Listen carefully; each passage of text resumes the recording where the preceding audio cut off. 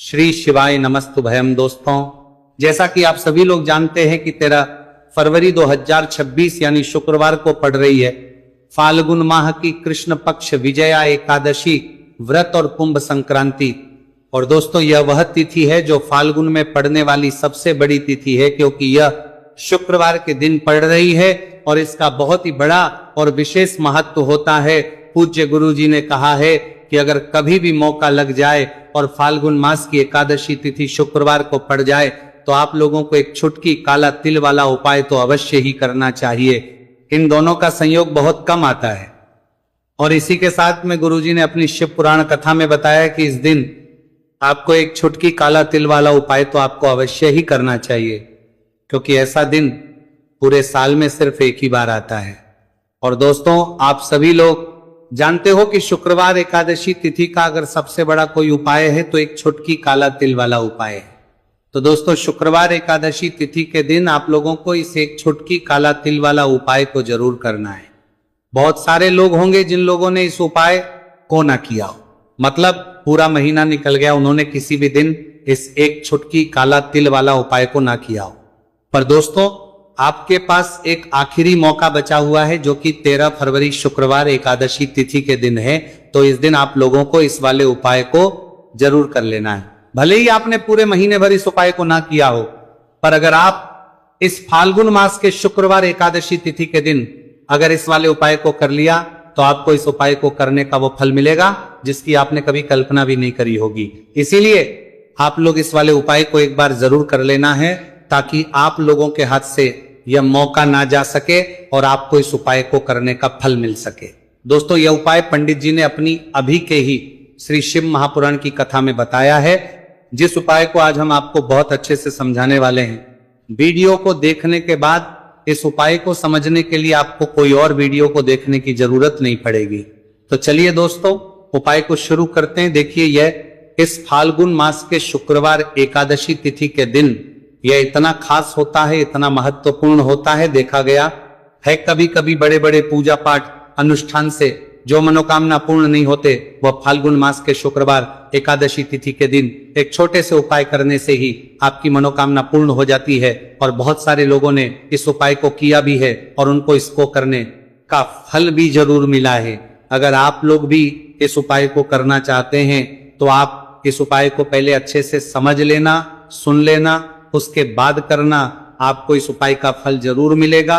और इस उपाय को कर लेने से आपके घर में चाहे किसी भी प्रकार की दुहक और समस्या क्यों ना चल रही हो, आपको उसका कारण भी नहीं पता है कि भाई ये समस्या किस कारण से चल रही है, उसका कुछ भी कारण हो सकता है, जैसे पितृदोष हो सकता है, किसी भी तरह का मंगल दोष भी हो सकता है। तो इस दिन आप लोगों को ये वाला उपाय कर लेना है। ये एक ऐसा उपाय है जिस उपाय को अगर किसी विशेष दिन पर किया जाए तो भाई उस विशेष दिन का जो है वो तो हमें मिलता ही मिलता है, पर हमने उस दिन पर इस उपाय को किया है तो हमें उससे भी बड़ा फल मिलता है, और फल बहुत जल्दी मिलता है, क्योंकि आप इस उपाय को बहुत ही बड़े और विशेष दिन पर कर रहे हो। तो चलिए अब उपाय के बारे में बात करते हैं। उससे पहले आप लोगों को यह जानना आवश्यक है कि आखिर ये उपाय किस समय करना है, किसको करना है और कैसे करना है। तो चलिए हम आगे आपको वीडियो में एक एक करके बता देते हैं।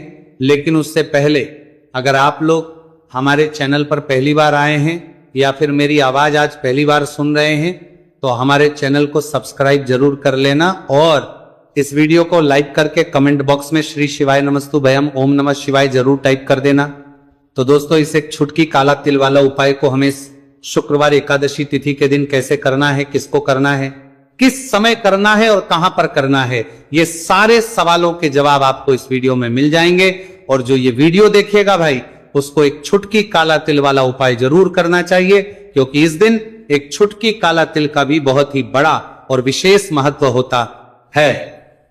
और जब बात आ जाए एक छुटकी काला तिल वाला उपाय की, तो ये सोने पर वाली बात हो जाती है, और ये एक बहुत ही बड़ा उपाय हो जाता है इस शुक्रवार एकादशी तिथि का।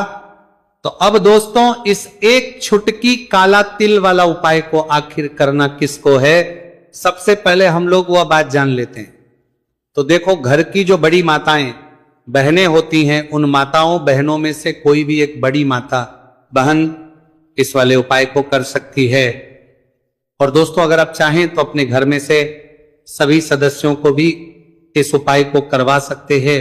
अगर किसी व्यक्ति की खुद की कोई मनोकामना है, खुद की कोई दुख और परेशानी है जो कि वो अपने लिए ही करना चाहता है, इस वाले उपाय को तो वो खुद अपने लिए भी कर सकता है।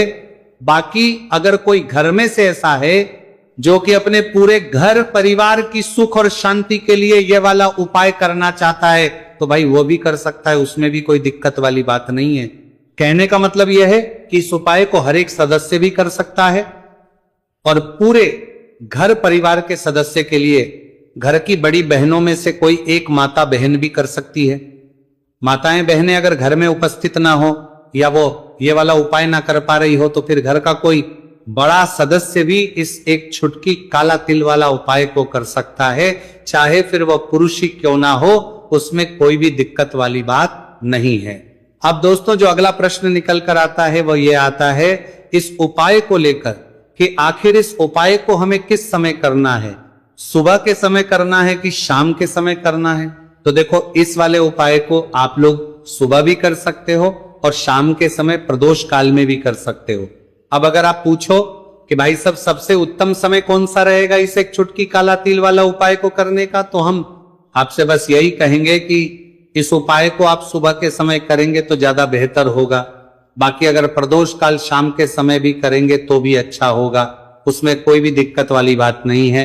तो अब दोस्तों जो अगली सबसे बड़ी और महत्वपूर्ण बात आती है वह ये आती है कि सुबह अगर हम उपाय को करेंगे तो हमें कितने बजे से लेकर कितने बजे तक के बीच में करना है, और शाम के समय प्रदोष काल में करेंगे तो हमें कितने बजे से लेकर कितने बजे के बीच में करना है। तो देखो सुबह जितनी जल्दी हो सके आप उपाय को करने की कोशिश करना। बाकी अगर किसी कारणवश लेट भी हो जाओ, थोड़ी देर भी हो जाए, तो 10 या 11 बजे तक भी आप उपाय कर लेना, पर 12 बजे से ज्यादा देरी ना हो, ठीक है, इस बात का ध्यान रखना। उसके बाद में दोस्तों अगर के समय प्रदोष काल की बात करें, प्रदोष काल का जो समय है होता है वो शाम के 6 बजे से शुरू हो जाता है। मतलब शाम के 6 बजे से लेकर 7 बजे के बीच का जो समय होता है यह समय प्रदोष काल का समय होता है। तो आप इस उपाय को 7 या 8 बजे के बीच में भी कर सकते हो। मतलब शाम के 6 बजे से रात 8 बजे के बीच में आप कभी भी इस वाले उपाय को कर सकते हो, उसमें कोई भी दिक्कत वाली बात नहीं है। देखिए आज के इस पूरे वीडियो में हम आपको 3 चमत्कारिक उपाय बताने वाले हैं। ये तीनों ही उपाय बहुत खास और बहुत ही विशेष होने वाले हैं। तो चलिए दोस्तों जान लेते हैं गुरुजी द्वारा बताए गए पहले उपाय के बारे में। देखिए ये उपाय आपको अपने परिवार के लिए करना है। यदि आप चाहते हैं कि आपका परिवार का प्रत्येक सदस्य तरक्की करे, उन्हें हर कार्य में सफलता की प्राप्ति हो, तो आपको यह उपाय करना है। तो देखिए इस उपाय को करने के लिए आपको एक आटे का दीपक लेना है। आपको अपने ही घर पर एक एक आटे का दीपक प्रकार से तैयार कर लेना है। अब देखिए दोस्तों इस प्रकार से आटे का दीपक तैयार करने के बाद इसी के साथ में आपको एक चुटकी हल्दी भी लेनी होगी। अब ये दोनों ही सामग्रियां लेकर के आपको पहुंच जाना है अपने ही घर में तुलसी जी के पौधे के पास में। देखिए कई लोग कमेंट करके पूछ रहे हैं कि क्या हम तुलसी जी के पौधे के वहां पर, हमारे घर में जो तुलसी जी का पौधा है वह सूख चुका है, तो वहां पर भी इस उपाय को कर सकते हैं। तो हाँ बिल्कुल आप इस उपाय को, जो आपके घर में तुलसी जी का पौधा है वहीं पर आपको यह उपाय करना है। देखिए सबसे पहले तो आपको ये जो उपाय है सूर्यास्त के बाद यानी कि रात्रि के समय में ही करना होगा। अब देखिए सबसे पहले आपके पास जो एक छुटकी हल्दी है उसे आपको तुलसी जी के पौधे में डाल देना है। अब देखिए आप जो एक आटे का दीपक लेकर के आए हैं, सबसे पहले तो आपको उसे तुलसी जी के पौधे के पास में रखना है, और तुलसी जी पौधे के पास में रखने के बाद इस दीपक में हमें शुद्ध घी का प्रयोग करना है, और इसी दीपक में हमें गोल रूप की बाती का प्रयोग करना है, क्योंकि ये जो दीपक है विशेषकर हम हरि विष्णु नारायण के नाम से लगा रहे हैं। अब इस दीपक को आपको प्रज्वलित कर देना है, और आपको भगवान विष्णु से, माता तुलसी से प्रार्थना करनी है कि हमारे घर में परिवार का प्रत्यक्ष सदस्य तरक्की करें, उसे अपने हर कार्य में सफलता की प्राप्ति हो, पूरा परिवार खुश रहे। हे भगवान नारायण आप हमारे परिवार की रक्षा करना। अब देखिए दीपक को प्रज्वलित करने के बाद आपको तुलसी जी के पौधे के नीचे यदि तुलसी जी का पत्ता गिरा हुआ पड़ा है तो उसे आपको उठा लेना है। आपको ध्यान रखना है, तुलसी जी के पौधे से पत्ता तोड़ना नहीं है, नीचे गिरा हुआ है तो उसे आपको उठा लेना है। अब देखिए, आपके घर में भगवान विष्णु की, भगवान श्री राम की या फिर भगवान श्री कृष्ण की यानी कि श्री विष्णु के किसी भी अवतार की प्रतिमा लगी हुई है तो वहां पर आपको जाना है और आपको थोड़ी सी चीनी या फिर मिश्री आपके घर में हो तो उनका भोग आपको भगवान विष्णु के सामने लगाना है। और जो आप तुलसी जी का पत्ता लेकर के आए हैं उसे भी आपको उसी भोग में डाल देना है। अब देखिए, थोड़ी सी देर इस भोग को वहीं पर रखे रहने देना है और फिर इस भोग को आपको अपने घर के परिवार के प्रत्येक सदस्य को प्रसाद स्वरूप प्रदान करना है। यकीन, इस उपाय को करने से आपके परिवार का प्रत्येक सदस्य हमेशा तरक्की पर रहता है और आपके परिवार में हमेशा खुशियां बनी रहती हैं। तो इस प्रकार से आपको पहला उपाय कर लेना है।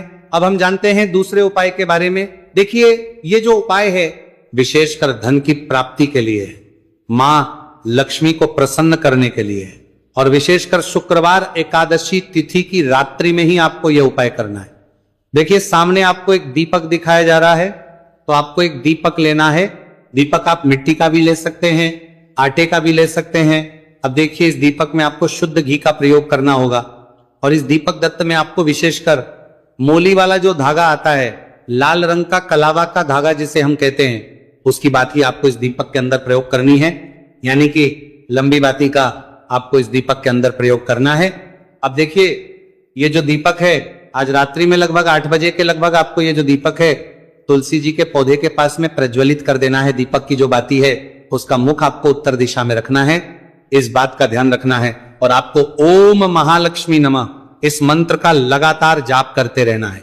देखिए, इस मंत्र का आपको 11 बार या फिर 108 बार जाप करने के बाद तुलसी जी के पौधे के नीचे से थोड़ी सी मिट्टी उठानी है। देखिए, आपको पता है कि अभी फाल्गुन के पवित्र दिन चल रहे हैं और फाल्गुन मास के दिनों में यदि आप शुक्रवार एकादशी तिथि के दिन तुलसी जी की मिट्टी रात्रि के समय में लेते हैं तो इससे आपके जीवन के जो सारे संकट है वह समाप्त होते हैं। अब देखिए, आपको एक गिलास लेना है, उसमें आपको जल भरना है और जो आपने तुलसी जी की मिट्टी ली है सबसे पहले तो उसे आपको उससे गिलास के अंदर डाल है और इसी के साथ में आपको एक चुटकी हल्दी भी उस पात्र के अंदर डालनी है। अब देखिए, इस जल का छिड़काव आपको अपने पूरे ही घर में करना है। देखिए, जल का छिड़काव आपको अपने घर के प्रत्येक कोने में करना है, मुख्य द्वार पर करना है, प्रत्येक कमरे में करना है। केवल अशुद्ध स्थानों को आपको छोड़ना है, बाकी आपको प्रत्येक कोने में, प्रत्येक कमरे में जहां आप धन रखते हैं, चाहे रसोई घर हो, वहां पर आपको इस जल का छिड़काव करना है। और जल का छिड़काव करते समय आपके मन में यही भाव रहना चाहिए कि माता लक्ष्मी की कृपा से हमारे जीवन में हमेशा धन धान्य के भंडार भरे रहे और जीवन में जो भी संकट है, कष्ट है, वो सभी दूर हो। इस प्रकार से कामना करते हुए सुंदर भाव के साथ आपको ये उपाय करना है। देखिए, इस उपाय को करने से घर का जो दुर्भाग्य है वह दूर होता है। तो इसीलिए आपको शुक्रवार एकादशी तिथि की दिव्य रात्रि में यह उपाय करना है। अब दोस्तों, हम बात कर लेते हैं तीसरे विशेष और अंतिम उपाय के बारे में। देखिए, इस उपाय के माध्यम से भगवान विष्णु और माता लक्ष्मी दोनों ही प्रसन्न होने वाले हैं। तो देखिए, इस उपाय को करने के लिए सबसे पहले तो आपको दीपक लेने हैं। दीपक आपको 2 लेने होंगे। आप चाहे तो दोनों ही दीपक मिट्टी के भी ले सकते हैं, दोनों ही दीपक शुद्ध आटा मौकर उनके भी तैयार कर सकते हैं। अब देखिए, दोनों ही दीपक के अंदर आपको शुद्ध घी का प्रयोग करना होगा। अब देखिए, 2 दीपक हैं, उनमें से आपको एक दीपक के अंदर गोल बाती का प्रयोग करना है और एक दीपक में आपको लंबी बाती का प्रयोग करना है। देखिए, लंबी बाती वाले दीपक के अंदर आपको लाल बाती का प्रयोग करना है। जो मूली वाला धागा आता है कलावा का, उसी की बाती का आपको प्रयोग करना है। अब देखिए, इसी के साथ में आपको एक चुटकी हल्दी लेनी है और एक चुटकी आपको काले तिल लेने हैं। अब देखिए दोस्तों, यह उपाय भी आपको विशेषकर रात्रि के समय में ही करना होगा। तो देखिए, सबसे पहले तो आपको ये जो सभी सामग्रियां हैं तुलसी जी के पौधे के पास में लेकर के पहुंचना है। देखिए, आपके पास जो गोल बाती का दीपक है इसे आपको तुलसी जी के पौधे के पास में प्रज्वलित करना है। ओम नमो भगवते वासुदेवाय नमः इस मंत्र का जाप करते हुए अब देखिए, आपके पास जो काले तिल है उन्हें आपको अपने सीधे हाथ में रखना है और आपके जीवन में जो भी समस्या है, परेशानियां है, जीवन में जो भी संकट है, बाधाएं उन सभी को दूर करने की आपको प्रार्थना करनी है, और ये जो काले तिल है आपको उससे जलते हुए दीपक के अंदर डाल देने हैं। तो देखिए इस प्रकार से हमने ये जो गोलबाती का दीपक है भगवान विष्णु के निमित्त प्रज्वलित किया है। अब देखिए दोस्तों, आपके पास जो लंबी बाती का दीपक है और आपके पास जो एक छुटकी हल्दी है, इन दोनों को आपको अपने घर के मंदिर में लेकर के पहुंचना है। देखिए आपके घर के मंदिर में जो माता लक्ष्मी की तस्वीर है या फिर माता लक्ष्मी के किसी भी स्वरूप की तस्वीर है, प्रतिमाएं हैं, तो सबसे पहले तो के सामने आपको यह दीपक रखना है। दीपक के नीचे आपको चावल या फिर अनाज के कुछ दाने अवश्य ही रखना है। देखिए सबसे पहले तो आपको ये जो दीपक है इसे माता लक्ष्मी जी के सामने प्रज्वलित कर देना है। अब देखिए आपके पास जो एक चुटकी हल्दी है इसे आपको जलते हुए दीपक के अंदर डाल देना है, और आपको ओम महालक्ष्मी नमः या फिर ओम नमो भगवते ओम महालक्ष्मी नमः वासुदेवाय इस मंत्र का जाप करना है।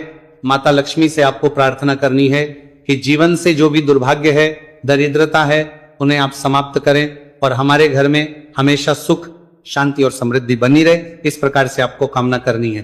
तो देखिए दोस्तों, इस प्रकार से आज के इस वीडियो में हमने आपको शुक्रवार एकादशी तिथि की रात्रि में किए जाने वाले 3 महा उपाय बताने का प्रयास किया है। जो भी आपके लिए उचित है, सरल है, उसे आप कर सकते हैं। तो दोस्तों, ये थे पूज्य गुरु जी द्वारा बताए गए कुछ बहुत ही खास उप। अगर आपको जानकारी अच्छी लगी हो तो वीडियो लाइक करिएगा। मिलते हैं फिर एक नए वीडियो के साथ। श्री शिवाय नमस्तु भयम।